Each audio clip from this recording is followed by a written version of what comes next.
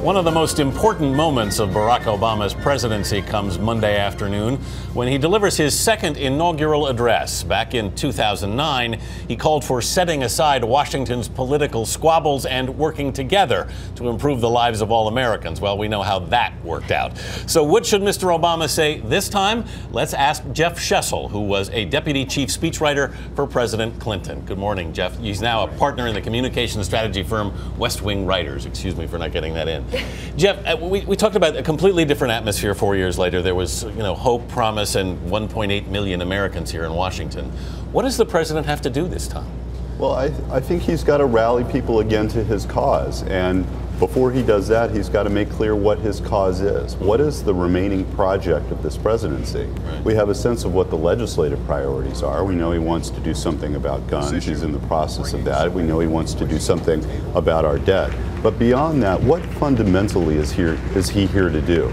This is a speech that's supposed to aspire to that level of argument. But when you talk about discussing some of the things he wants to accomplish, those things in themselves can be divisive. And when the idea of the speech is to sort of create unity and a vision for the future that everybody can get on board with, how in the weeds can he go without getting himself in trouble? Well, I wouldn't suggest that he go into the weeds, not in this speech, but I think he also shouldn't be afraid of being a little edgy, of saying something that not everybody's going to agree with.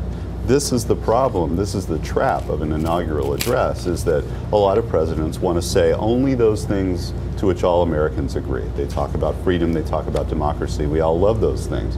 But presidents who have been unafraid to make an argument, to make a case for something, Franklin Roosevelt in 1933 in his first inaugural, Ronald Reagan in 1981 in his first inaugural, they were unafraid. They said something, they said a number of things that not every American would agree with. And as a result, I think people had a clear sense of who they were and where they wanted to lead us. How much work goes into this speech? I think this is a speech that is clearly unlike any other. And it may well be that President Obama or other presidents go into it with a very clear understanding of what they want to do. But rarely will every line be scrutinized in the way that an inaugural address will be. You have some favorites, and you mentioned Roosevelt is one of them. Let's take a listen.